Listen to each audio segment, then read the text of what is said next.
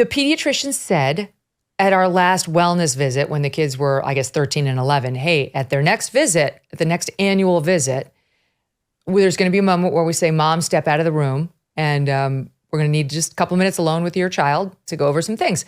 And these things are supposedly like sex, are you having sex? And you don't want your mom to know. And here's how to stay safe. And I've talked to a few people who said, don't let that happen. Like, do not let that happen because you don't know what you're getting. Because virtually all of these pediatricians have been captured by the American Academy of Pediatrics. And they just held a conference. It's actually ongoing, right? It ended yesterday, October 20th through 24th.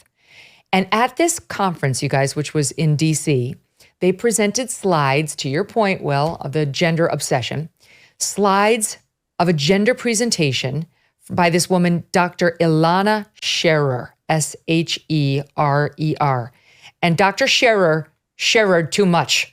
I object to everything she shared as completely made up and offensive. One of the slides she presented on discussing gender and sexuality in the primary care office. Okay, this is in the primary care office. So when the person's coming for the wellness visit. Gender diverse youth. What do you call your parts? Renaming the feminine parts. Look at this. The new words for feminine body parts include your innie, that's supposed to be a vagina, obviously, front hole, dick or dicklet, forgive me for a clitoris, dicklet, fuck you, Dr. Scherer. T-penises, don't even know what that is. Chesticles for your breasts. I am so offended by this nonsense. Over on the masculine parts, we're renaming those to your outie, your junk, strapless, or your bits. This is disgusting, and here's the addendum. I know, I share your face, Evita. Then they say how to ask teens about sex. They want your pediatrician to look at your kid and say, how would you describe your sexuality? Allow them to self-label or no label. Allow flexibility. Don't assume that LGBTQ identified youth are having sex or that they are only having sex with certain genders, with an exclamation point.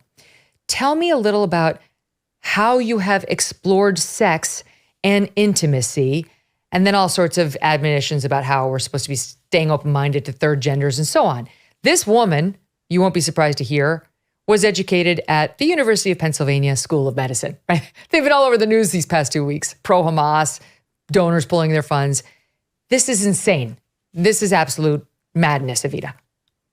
No, it is complete madness. I remember when I was younger, probably elementary school, middle school, and the pediatrician would ask to take me out of the room or to ask my mom to leave the room so that they could talk to me alone. And of course, it was probably going to be about safe sex, like you mentioned, Megyn, but my mom always said no.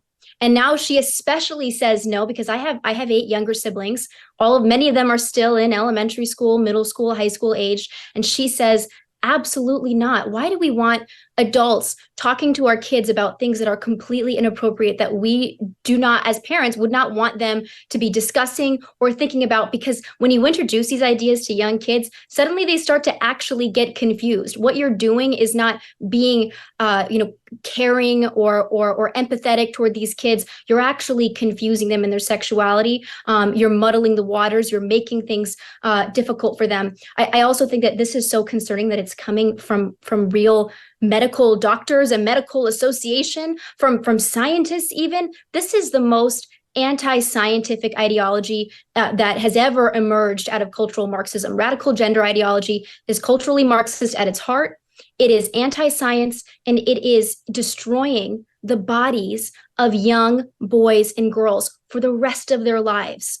It's so dangerous, and I am like you, Megyn. I'm extremely offended and angry that young parents unknowingly are having their children subjected to it by malicious doctors, pediatricians, likewise. Yeah, it's bad enough, Will, that you have to worry about teachers doing this stuff to them while they're sitting there trying to learn history, or they're supposed to be learning English.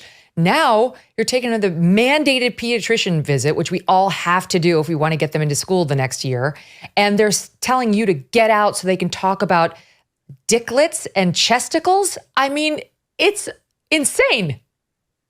I know. I mean, I'm laughing when you're saying chesticles because obviously this is so ridiculous. And anyone who who uses something like this should be laughed out of any sort of academic institution. But the fact that we are even having discussions about this shows how unserious science has become in this country, how unserious our political discussions have become in this country. What should be happening right now is not us calling out the left for their hypocrisy and these kind of things, because that never works. It never shows that, it never actually does anything to change what it is. We need to have strong Republican and leadership around this country, not just Republican, but people with a backbone, come and say these types of things are not going to be allowed to happen anymore.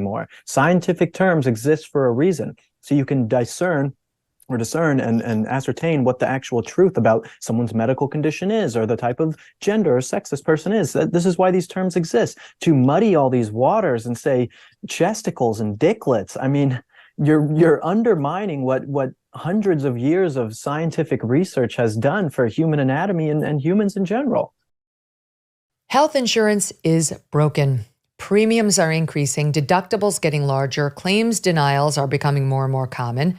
The headache of health insurance is exactly why Crowd Health was created. It's not health insurance, it's a way to pay for health care through crowdfunding. Crowd Health is doing things differently, and they take care of you. If the insurance companies do not give you the peace of mind you need, you could try Crowd Health. That's why your $50 a month membership includes the tools and services you need to get the highest quality healthcare. You'll get access to telemed visits, discounted prescriptions, and so much more. Plus, you will have access to your own personal care advocate.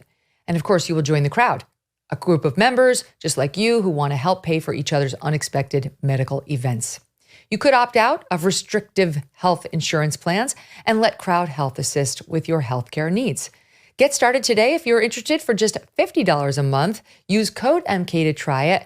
Check it out. Crowd Health is not insurance, and learn more about it at joincrowdhealth.com. That's joincrowdhealth.com, code MK. Hey, thanks so much for watching. If you like what you just saw, hit the subscribe button for more clips and full episodes.